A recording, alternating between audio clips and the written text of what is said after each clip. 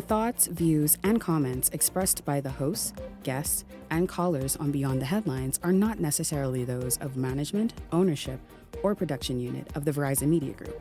Beyond the Headlines is a production of ILTV Studios and cannot be reproduced or represented in part or entirety without express written permission of the Verizon Media Group. Beyond the Headlines is the intellectual property of the Verizon Media Group. Copyright 2021.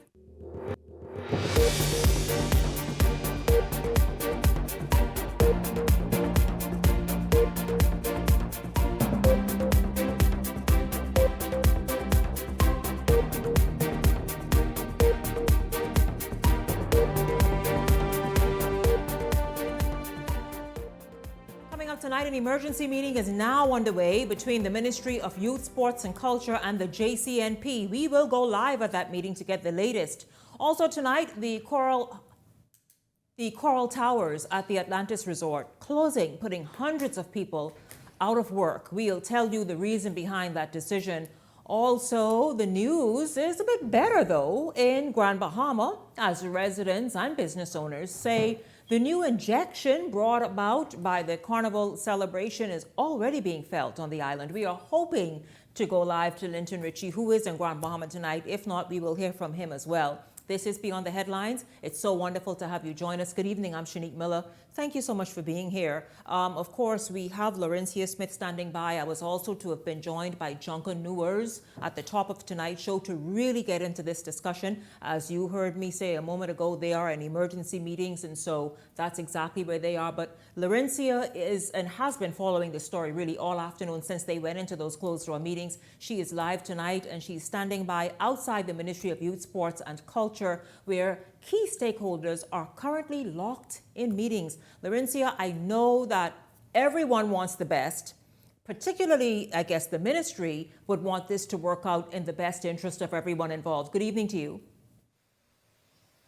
Yeah, Shanique, we're standing here outside of the Ministry of Youth, Sports and Culture, and that closed-door meeting with Junkanooers and members of the government ended roughly about 20 minutes ago, and I can tell you I had an opportunity to speak with both Cultural Minister Mario Boleg and also the head of the JCNP.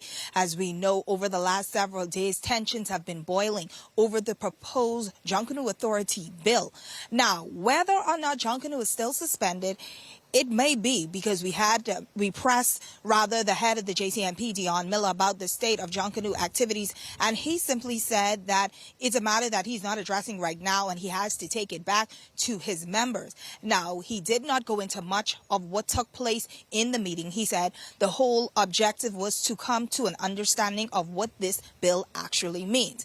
Now, that was the same tone of the minister, Mario Boleg, who also noted that the whole objective was to come to an understanding and agreement. He says the most important thing is for the ministry is to maintain a good working relationship with the JCNP. And he's described their relationship like a marriage, and he said they have their ups and their downs. Now, as we know, over the last several days, there have been a lot of uproar and controversy around the state of Junkanoo after government announced that it was in the consultation stages of producing the Junkanoo Authority bill, which stakeholders say the whole objective is to bring empowerment and some framework and structure to that of to Junkanoo, which is considered the greatest show on earth. Now, where we go from here is still unknown at this time. As they say, there is a series of meetings to continue to take place before they can come to an anonymous decision on what's next for Junkanoo. So that's all I can tell you now from that closed meeting that took place between stakeholders and the Junkanoo community, Shanique. Even remaining there and speaking with us live here on Beyond the Headlines. I thank you for that update as well. You heard Laurencia say that the meeting just ended about 20 minutes ago. Everybody is closed mouth and not saying much. We can, though, kind of begin talking about this because it's not a new idea. I heard Laurencia say that the chairman of the JCNP, who a representative would have been here this evening, but they just left that meeting. Also, one of the leaders of the Genesis group was to have been here this evening. He is a no-show, but we will continue because we have a lot to talk about.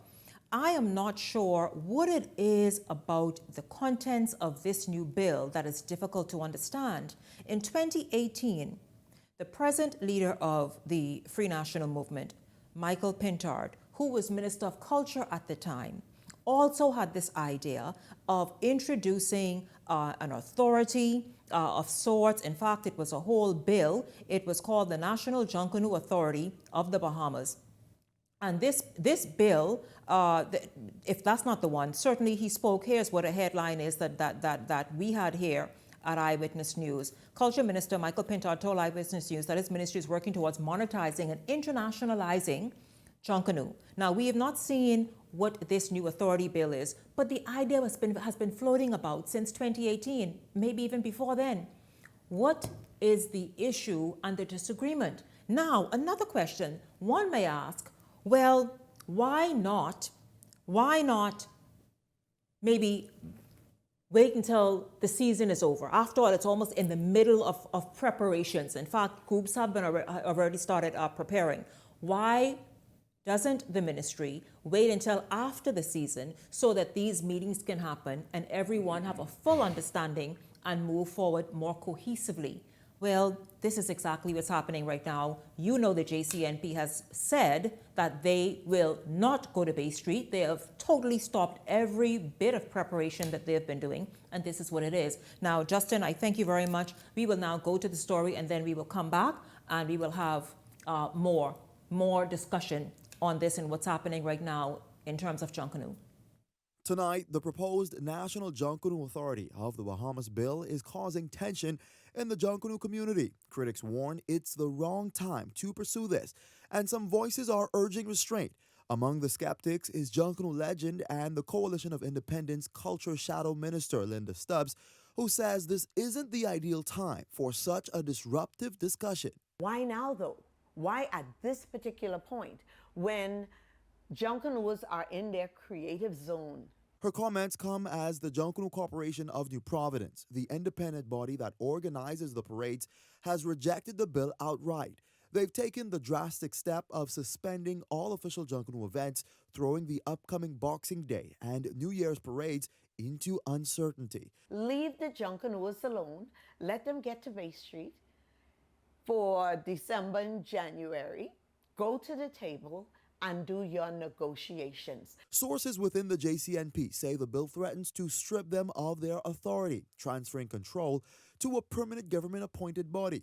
Now, frustrations are mounting, with insiders accusing the Trevor Davis-led Valley Boys faction of pushing behind the scenes to replace the JCNP, a claim that various officials have denied. But Culture Minister Mario Boleg cautions that the JCNP may be overreacting, urging calm and cooperation. I don't know why it's causing some uproar. This is a draft legislation. Boleg also confirming that government is not rushing the bill to Parliament, encouraging all stakeholders to read and review. But Stubbs isn't convinced. You are trying to push this narrative because you want to impress the Bahamian people. After 3.5 years of doing nothing about this authority, all of a sudden, the authority is important. Still, the Junkanoo veteran says she's open to the concept if the goal is to preserve, promote, and properly manage the cultural product. Now, with tensions flaring and the future of this year's parades hanging in the balance,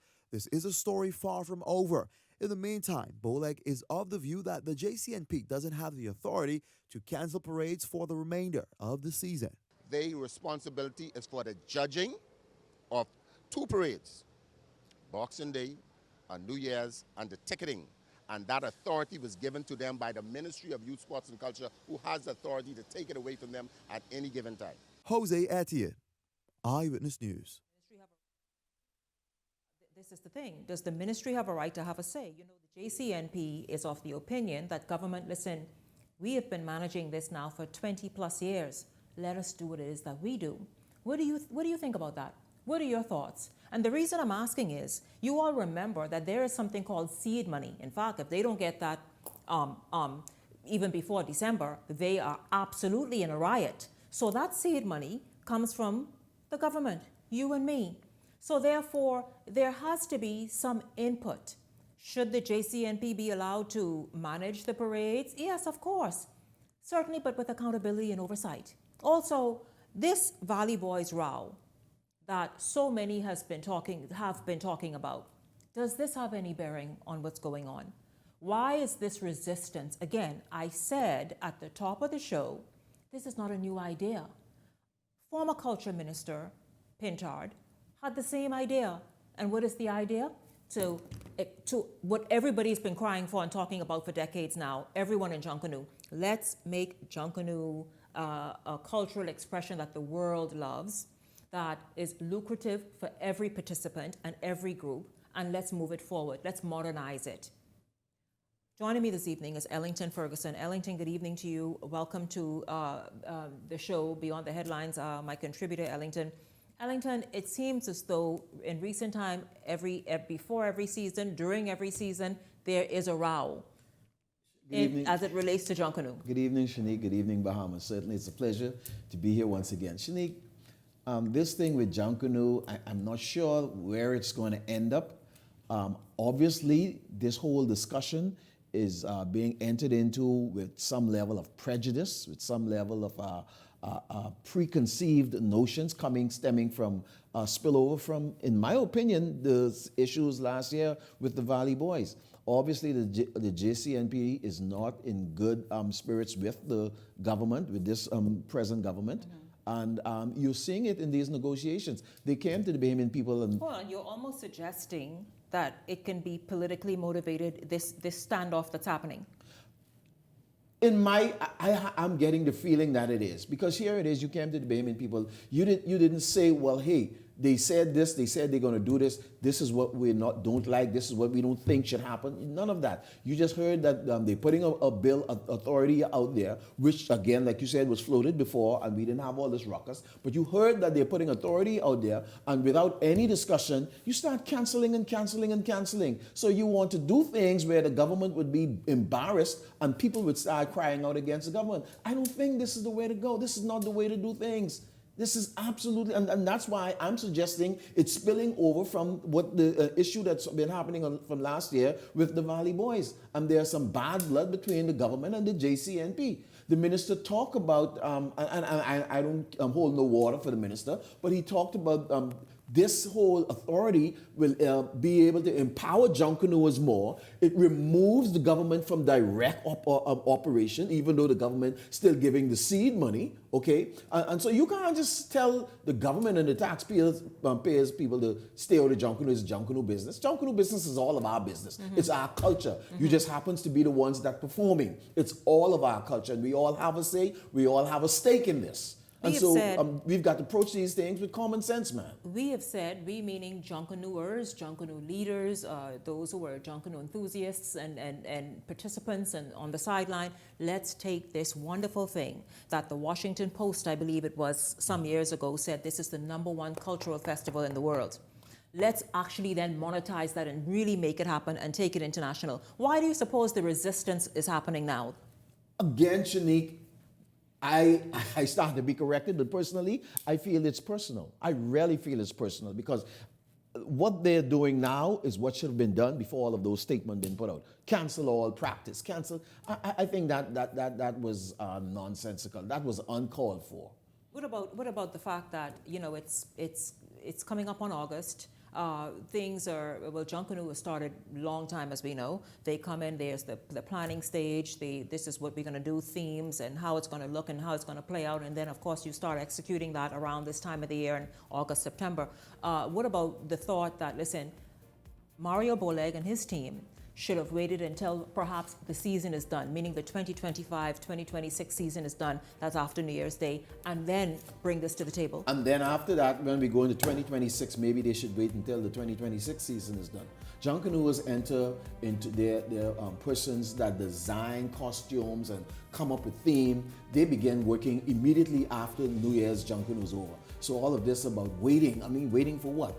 The people that are practicing now, which comes later, the practice don't start in January, February, they start practicing now. Mm-hmm. They're not the ones in the negotiation, okay? The leaders are some of the persons involved in designing and team. Those are the ones in the negotiation. And so their process starts from January, February, or somewhere thereabout. So the waiting when? Everybody always say, why now? Why not now? Because you don't never get to it, and they can say you're slow, you're slunking. Yeah. No, we've got to do better than this. As we seek to transform Junkanoo, to take Junkanoo to the world, we've got to enhance it, our cultural experience. That when our people come, we got to be able to showcase this and deliver this to the world. We talk about all of the other genres of music that goes out to the world, and we've got to be prepared to take the world stage. I absolutely agree. This is Beyond the Headlines. I'll tell you this, and don't feel as though I'm having this discussion without those who are actually involved, and their input and their thoughts, and just to hear how they feel about it. Again, they're just out of that emergency meeting. I had commitments for tonight's show, but they were called into the meeting, and obviously those persons after that perhaps went into break-off sessions, is all I can say, because no one turned up tonight after the meeting with the Minister of Youth, Sports and Culture. And so we're going to continue. Obviously, this is something that we're going to continue discussing. We are tired, though, of the tantrums. You know what I mean? We're tired of the doggone tantrums. That part right there, And so let us then, Justin, let us then get Junkanoo where it needs to be, respected as the iconic cultural expression that it is, treated as such. And for those of you who've been saying for years, since I was Russian, that you need to make money from this and it needs to become more of the business that it is, and everything match the growth of it, that it must happen, well, let it happen. Let it happen. Absolutely. It's as simple as that. This is Beyond the Headlines. We take a break and we're back right after this.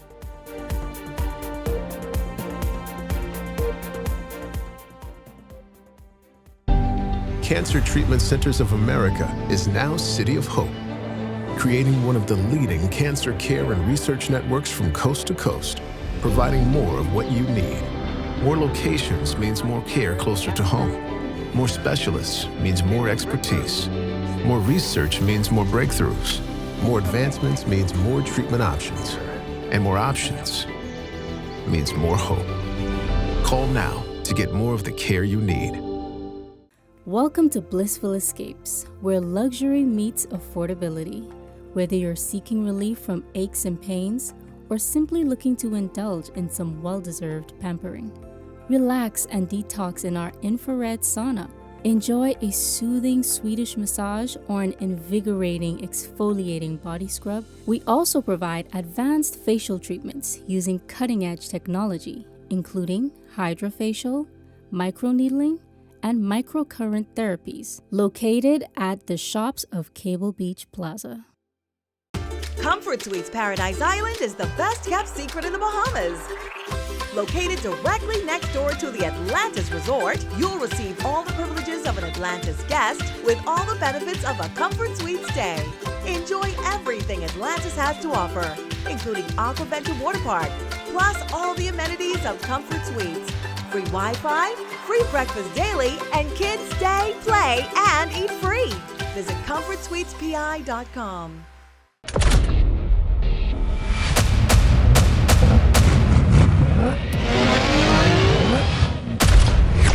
Win a brand new 2026 GAC MPOW every week for 5 weeks. Every 10 reward points earns you 1 digital entry. The more entries you gain, the better your chances to win.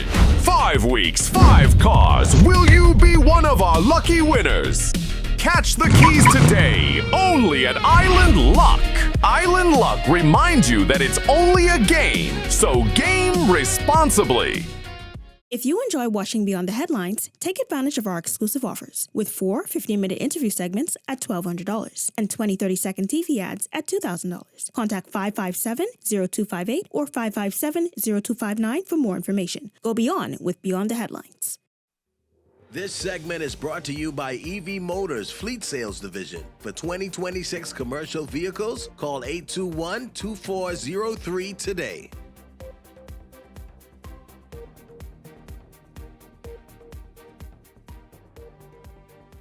Welcome back to Beyond the Headlines. Residents and officials on the island of Grand Bahama say the tourism industry is making a comeback. This, they say, is rebounding and is flooding local businesses. Now, Linton Ritchie Jr. is in Grand Bahama. We are expecting him to join me a little bit later in the show. But first, he says that the Grand Bahama Island Promotion Board is quite excited about what's going on, and they spoke with him today. The nation's second city is shaping up for what residents are calling a slamming tourism rebound, thanks to the reopening of numerous hotspots and the launch of Celebration Key, Carnival's multi-million-dollar destination. Well, Eyewitness News jetted off to Grand Bahama with the Grand Bahama Island Promotion Board for a closer look. First stop, Garden of the Groves, described by park manager Marilyn Lang as a hidden treasure, where nature, culture, and cuisine collide. This is a family-friendly environment, just a relaxing area for those who are on a date, just want to hang out, ghosting someplace. And backing Lang's claims, these American visitors say the garden checked every box. And it just looked like a beautiful place. The food looked delicious, so here we are. So far, it's beautiful. We love the guy behind us, very talkative, very friendly, as well as the people. Now, this beautiful green space is more than just a national park and treasure here at Garden of the Groves. Persons say if you want to learn about the true history behind Freeport, that's here. But also, if you're a nature lover and looking to make lifelong memories, park manager says this is the spot. Anyone who has not visited Grand Bahama before, if this is your first time, then you have to come to the place that's dedicated to the people who founded Freeport. Next up, for those seeking a full immersion into nature, Tulukayan National Park offers a scenic walk that ends in a showstopper, Gold Rock Beach. Park officials say it's a must-see for first-timers and repeat visitors alike. Most persons, when they come here, they're really excited about the cave system. And miles and miles of beautiful white sand beach, sometimes referred to as the welcome mat to Grand Bahama. Now, you've seen some unique local tourist attractions here in East Grand Bahama, but what if you're looking to get your hands on some flavorful Bahamian dishes? Well, here at Pelicans on the Beach, waitress Talia Cooper says it's a spot you definitely want to check out. We have a slogan here, and it's Pelicans on the Beach offers nice food, nice beach, and nice people.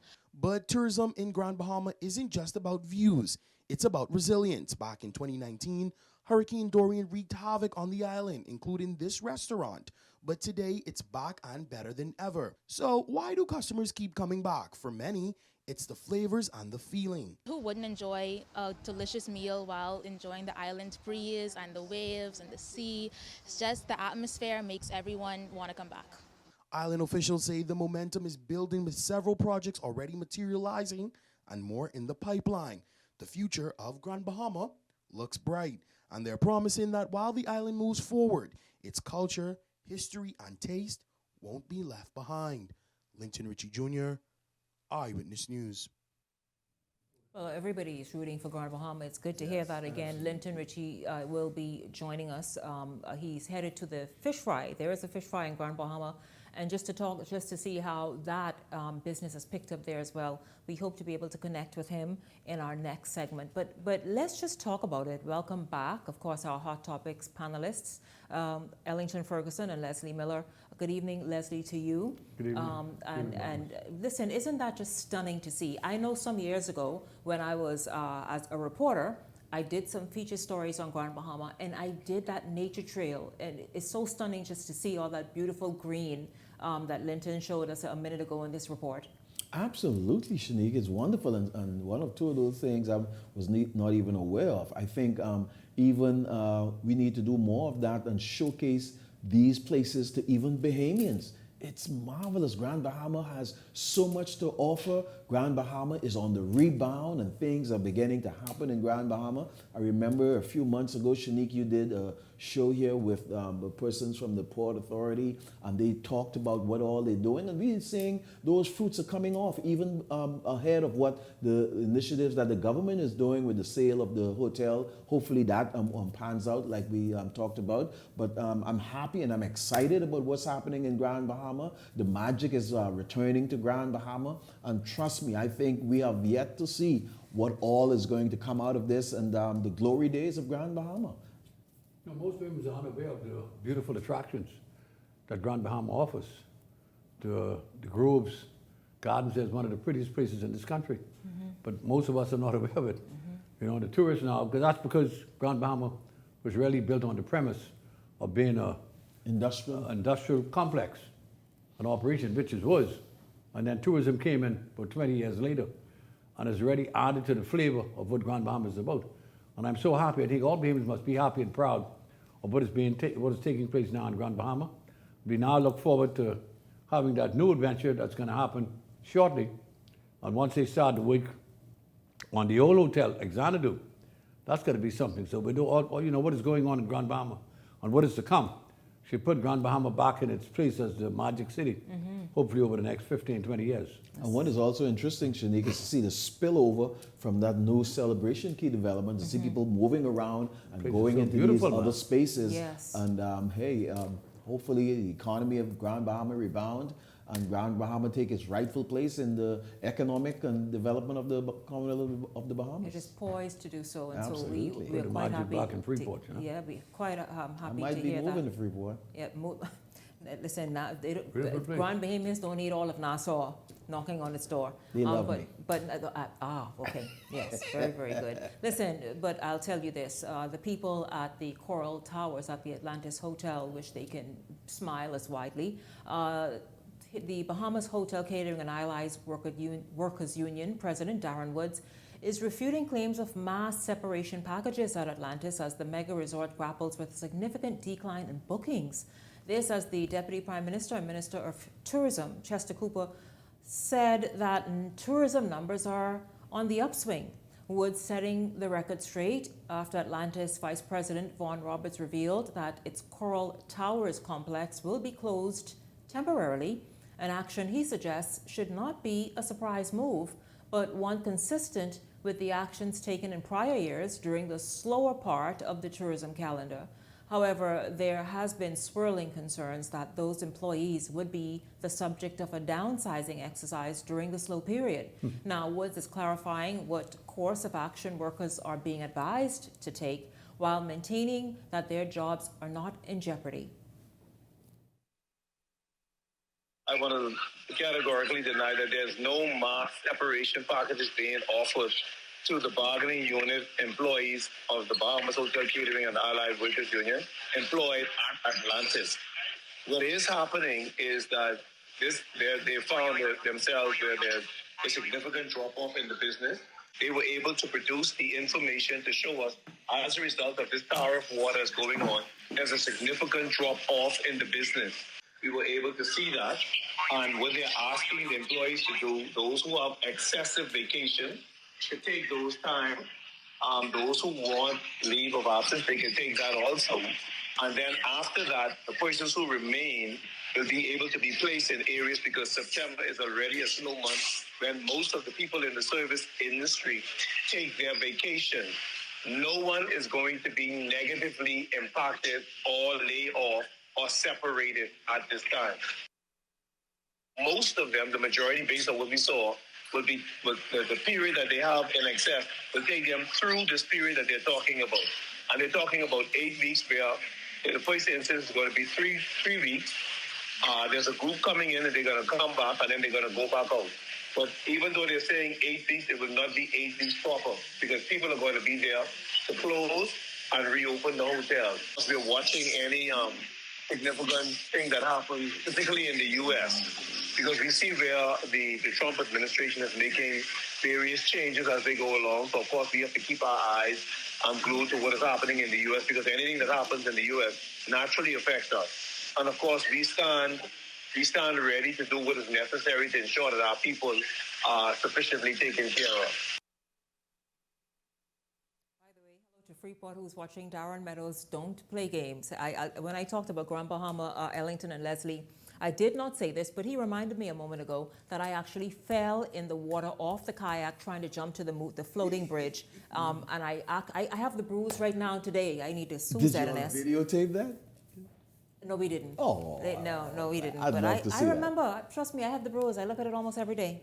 I have the bruise. But listen, you all, Atlantis is a property that's really kind of been in the state it's in, meaning it has not really moved much. There's nothing.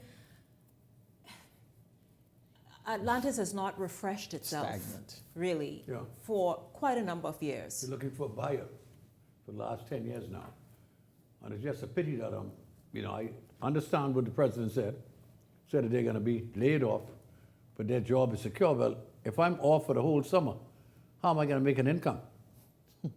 Who's going to pay me for the next 3 months or 4 months of my life? What do you mean? You lay me off and my job is secured, but I'm not getting an income. Exactly. So how am I going to survive those 3 to 4 months? I think there's a hell of a lot of exploration that needs to be done there. It's a pity that they really invested no money in the resort since Saul Cousin and those sold it. No, the property has kind of just been there. And the group out of Canada, which is really an investment group, they don't tend to invest. It's been up for sale now for the last almost, since they bought it. But no one's going to pay that some $1.5 to $2 billion for a property that you probably got to invest about $1 billion to get it back up to what it should be. And that's the problem with them. They're trying to sell it, but there's no buyers.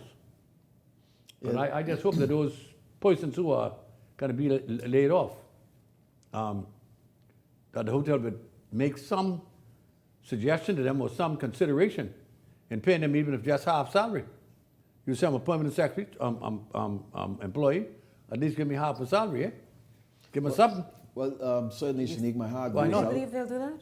My heart goes out to those employees, and I know sometimes union in the past have assisted the employees. I hope that kicks in. Yeah. And then I hope the hotel do something. Those hotel dues, right. That those people can have something to union go on dues. within these couple of months, because these are tough times already Very without difficult. being off of your job. Exactly.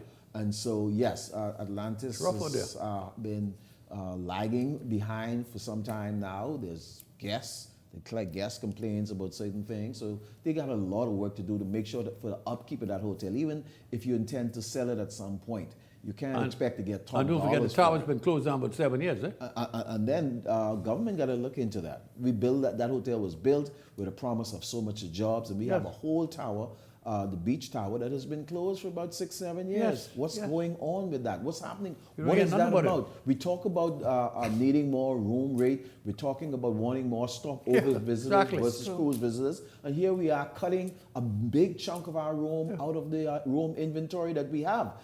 What's happening? I think I need the government to speak to this. We need to hear from that group, Atlantis over there, what is happening with that tower.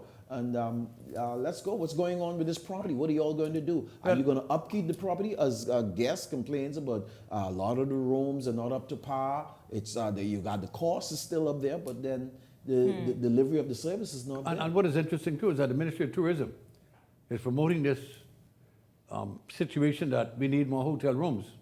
And that they now want to find investors to put a hotel downtown Nassau. But why can't you get Paradise Island to reopen the hotel that was closed down now for the past several years? And that's what they should be putting pressure on. When you talk about hotel room inventory, we got to remember what happened. Okay, we tore down the Crystal Palace, I understand. We rebuilt Bahama, but don't forget what we took away. The beach towers that we just mentioned. Exactly. Also, the Melia is no longer there. So while we increased some, we always also took away some. So we right there. We don't have those room inventory that we should have had. Well, gentlemen, I want to ask this question before we move on to the next story. What has your electricity bill been looking like since we are into the summer months now? Oh, yeah, I see you made the sign of the cross. Well, there's really been no decrease. Jesus, Lord. Shanique, we heard all of what the government is doing to reforming energy here in the country. Bahamians had a lot of high expectations, and for a moment, a lot of people began to celebrate that their energy bill appeared to be going down, and then you know how you jump over a rope, you bend your knees and then you leap. And it appears that is what the energy is doing. It bent its knees, went down for a moment, and then leaped, and it's over. I mean, people talk about their energy bill, what they put on as the fuel charge. The fuel is 3 times the cost of what they're using for energy. Something got to be wrong with this. Something is absolutely wrong with this. I think we need more explanation coming from that area. The government need to speak clearly to us as to what's happening. How long has Bahamians going to be experiencing this high surge of energy here in the country, especially in New Providence? It's not good for us. We already are encumbered with the high cost of living, and even with businesses. Business is going to have to do something as it relates to these high energy costs. They're going to have to compensate somewhere. There's no doubt that this is going to be the hottest summer in the history of the Bahamas, and indeed in the world. And I mean, by the time you get home around about 6, between 6 and 8, you're so hot and tired, the first thing you do is turn the air conditioning on. But the cost has not decreased as was suggested. Mind you, people were happy a few months ago. It showed a decrease from January to I June. spoke to the minister concerning it, and I think they're still waiting for BPL to give them an explanation as to how the excise was tripled. And there's no explanation anyone can really appreciate. Supervisor knows a reason to turn it hell, over $250,000 a month in additional bills. And of course, Mr. Roberts hasn't decided to pass it on yet. But he's not going to carry us forever, eh? Absolutely not for the summer. I just think they need to have a serious meeting there and try to get his matter resolved as soon as possible. Well, I asked you all that question because Free National Movement Senator Michaela Barnett is sounding off on the electricity bills. She calls them a burden on Bahamian families, adding that she was shocked about this month's power bill. This, as consumers have also taken to social media, saying and stating their displeasure over this month's bill alone. If you're like me, you were shocked by this month's electricity bill, brought to you by the so-called New Day PLP. When they took office, the fuel charge was around 10 cents. Today, it's over 17. That's nearly 70% more before your usage or VAT. BPL said the prices would level off by early 2024. But it's now mid-2025 and the bills are still rising with no explanation and no relief. So where's the cheaper electricity we were promised? Because from where I stand, this isn't a new day. It's a never-ending nightmare. Well, gentlemen, your response to, well, you kind of already responded and talked about your experience. Correct. As it relates to how the bills are going up. Obviously, this is a political platform, but she's absolutely correct. That it's burdensome. Something needs to be done. This is going to be a furious we summer. need to, as a matter of fact, the government needs to speak to it to the Bahamian. See, when you're doing things, these kind of things, and if you have to, something have to happen, I think you should speak to the people so you can bring people along. They can understand what is happening. How long would we have to endure this? When are we going to get relief from these high energy costs? Something needs to be done. Beyond the Headlines is back after this. If you're like me,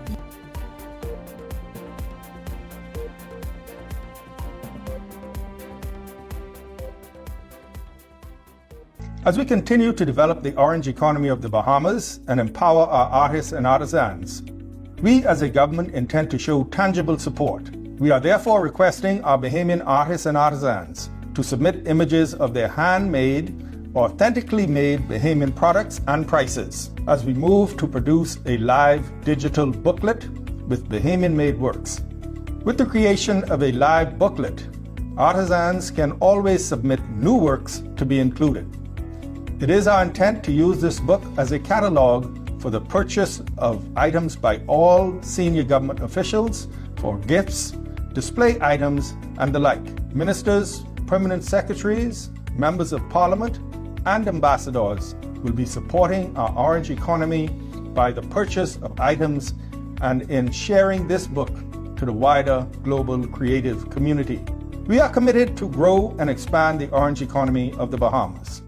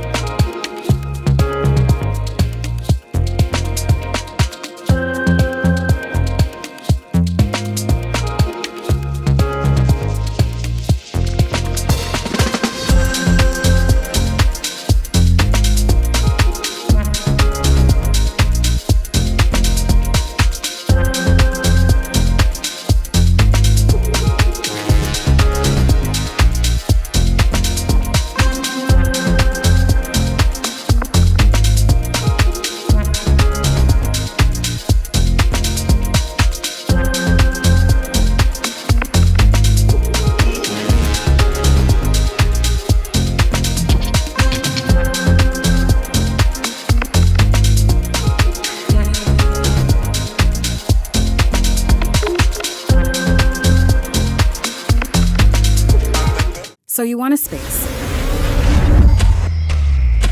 But not just any space. You need something with a little more potential. So how about 1,000 square feet of room to play with? Superb audio and video production capability, digital LED wall, full lighting grid, and about 124 seats to accommodate a full studio audience with so many other features. Make us your home for your next concert, conference, and so much more. Honestly, the possibilities are endless. Here at ILTV Studios, we'd love to bring your next event to life. So what do you say? Do you want our space?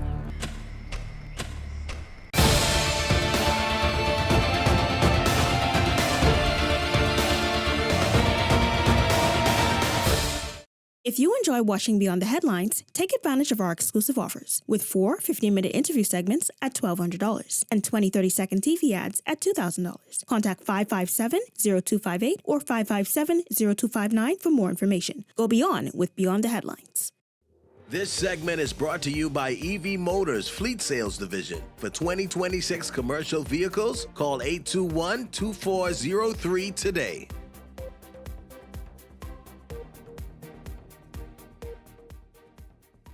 Welcome back to Beyond the Headlines. I know some of our viewers in the United States and Grand Bahama are wondering where the show is. Perhaps many of you are as well. The Facebook stream has stopped, but if you can go to the YouTube channel, of course there is a Beyond the Headlines YouTube channel, but if you go to the Eyewitness News Bahamas YouTube channel, you can stream the show live there. Okay, we do apologize this evening for the Facebook stream not being up for this show, but you can stream live on YouTube. Thank you all so much for bringing that to our attention.